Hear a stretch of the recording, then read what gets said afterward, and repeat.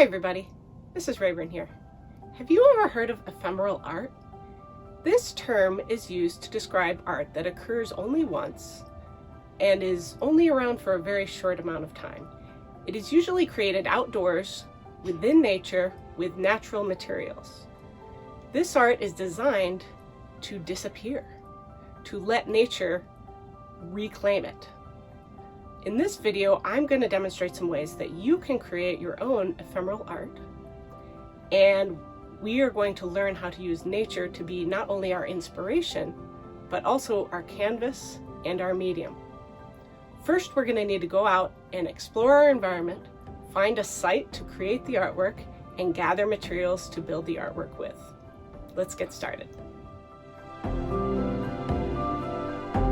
Begin by going outside in your own backyard or taking a trip to the park and simply look around and explore what materials and spaces that you might have available.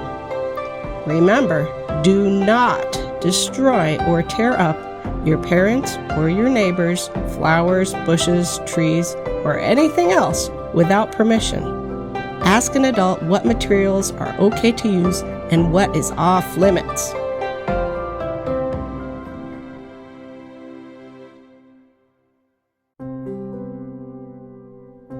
These little things are called samaras. They are maple tree seeds that fall around this time of year. Often people call them helicopters or whirligigs. They would be great to use to make some ephemeral art.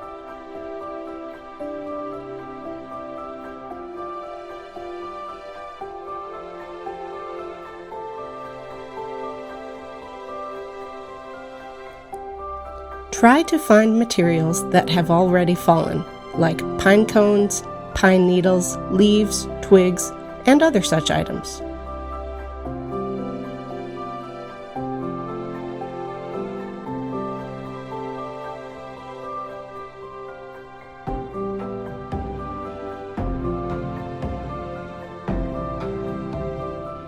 If you really want to use fresh green leaves, ask your parents if there are any weeds that need to be pulled. That way, you are making your yard nice and gathering materials at the same time.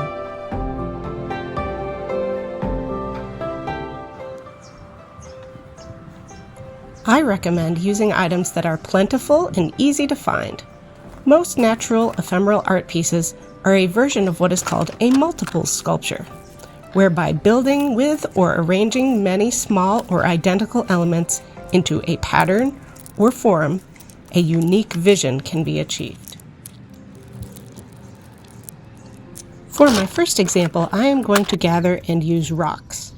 I decided to gather dark rocks and white rocks so that they would contrast and stand out well from one another, as well as from the grass I plan to lay them out in.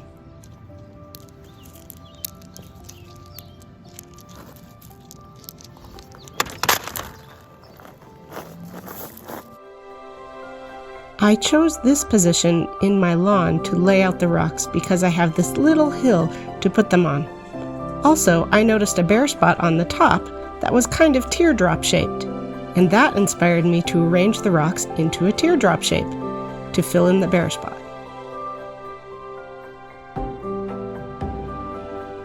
When you are arranging your items, remember to consider the size and the color of them. I put the larger rocks toward the rounded end of my design and used the smaller rocks toward the pointy tip.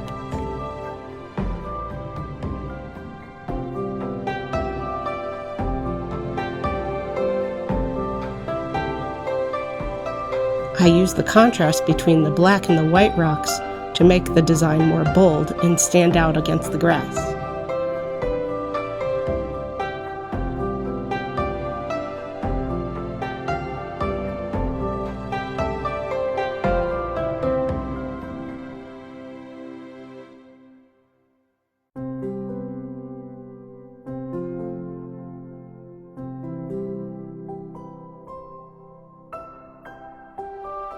Arranging the rocks was fun, but I want to also show a more challenging example of this type of artwork. I decided to use freshly trimmed sticks from a maple tree. It just so happened that my husband and I recently trimmed our trees to shed more sunlight on our vegetable garden. so we already had this big pile of sticks to deal with. I decided, instead of just getting rid of the sticks, that they could be a great example of a material to use for this project.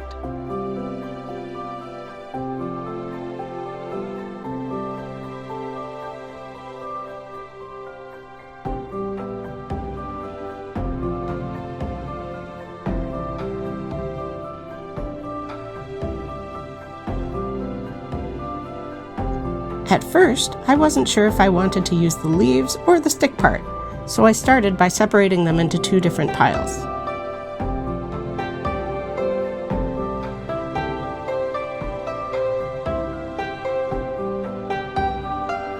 The great thing about small, freshly trimmed maple branches is that the wood is still very green, so they are very flexible and springy, great to use for weaving.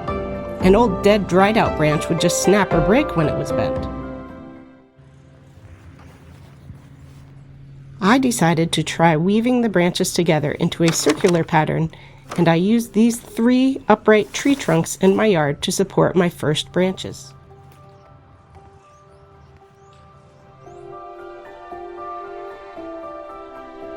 To start with, I used a few longer, thicker branches to establish a base for me to build from. Getting it started is often the hardest part.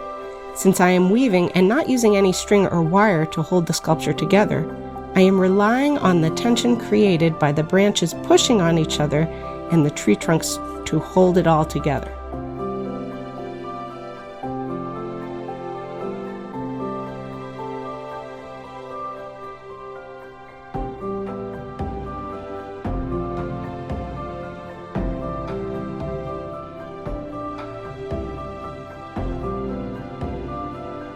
Once a solid base is established, the rest goes quite smoothly. The great thing is the more branches you weave in, the stronger it all becomes.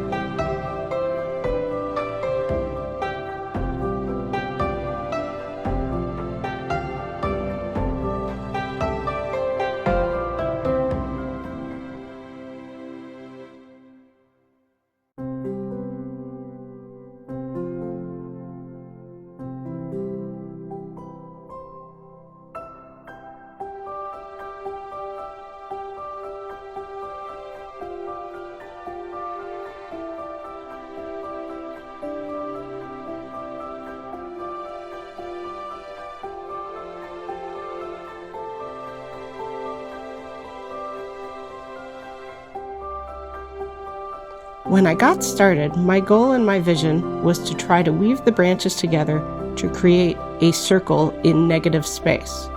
Rather than just haphazardly weaving the branches together into a screen, I wanted to create something unique and interesting that you normally wouldn't see outside amongst trees, like a nice round circle.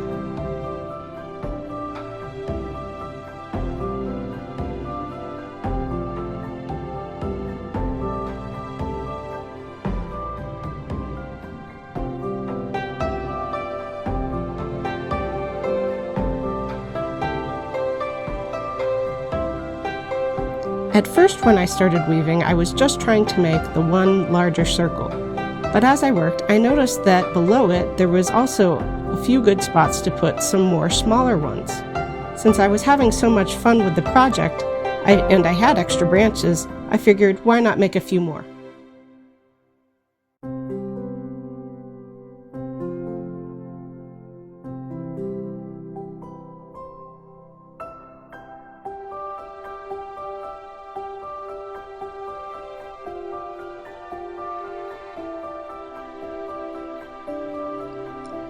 I'll bet you have created ephemeral art before and didn't even realize it. Have you ever made a castle or a sculpture in the sand at the beach and had it washed away by the tide?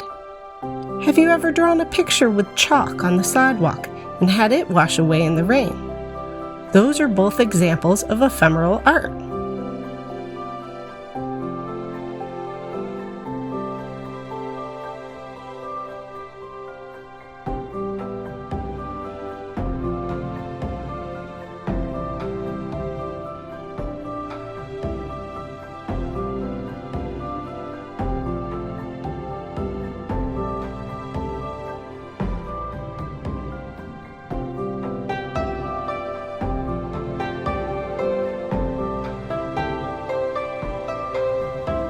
Two of my favorite activities is being outside in nature and creating artwork.